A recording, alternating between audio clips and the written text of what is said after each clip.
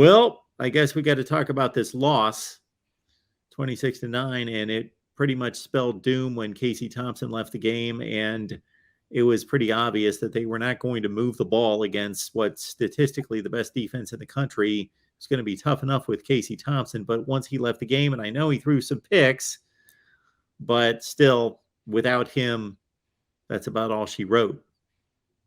Yeah, you pretty much said it all right there. I mean, Casey wasn't, he wasn't having a great game, but, he made some bad throws, but he made some good throws too. And, it was still a game. And then he goes down, and you could just tell the air out was let out of the stadium when he went down. And,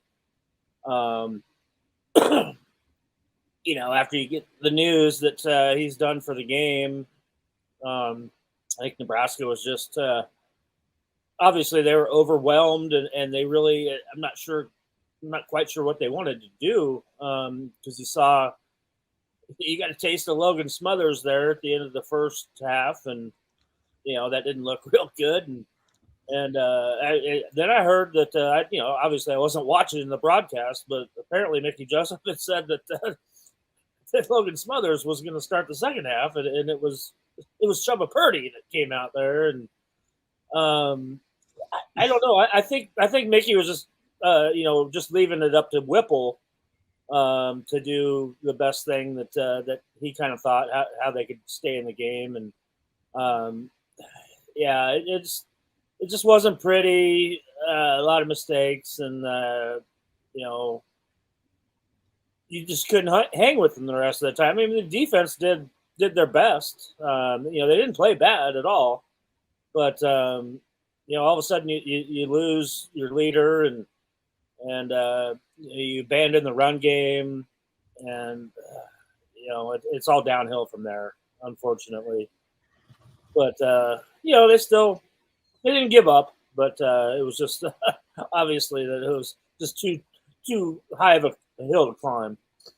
From what I remember out of the two interceptions, and I watched the game, was one you could basically say was Casey Thompson's fault. Yeah, it was a bad one was not his fault. Deflected ball up in the air. 7-15 for $172. So he was getting big chunk plays on those passes. He threw for 172 on only 7 completions. So they had a fighting chance against a good team at home as long as he was in the game. And it was as strange as you just outlined, watching the game based on what Tom Luganville, the ABC sideline reporter, had to say.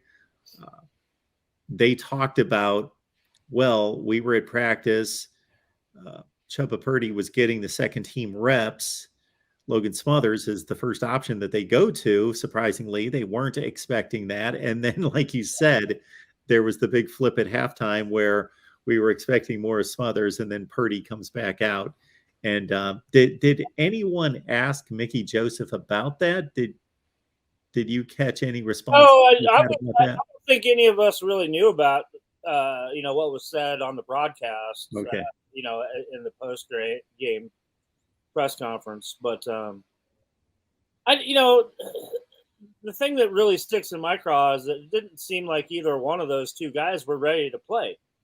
I mean, why did you come here if you're not, going 100% in there and I mean, chomping at the bit to get some playing time? I get it. They probably, neither one of them got a lot of first team reps, or have been getting any first team reps for a while. But to me, it just seems like the offense was kind of lost with both of those guys in there. And, if you're going to come here, I mean, for gosh sakes, be ready to play. I mean, why are you coming here? You just want to, wear a sweatsuit and eat steaks and lobsters and coast through school? I don't know. That's kind of the impression that was left with me. But I mean, they're both limited in what they can do.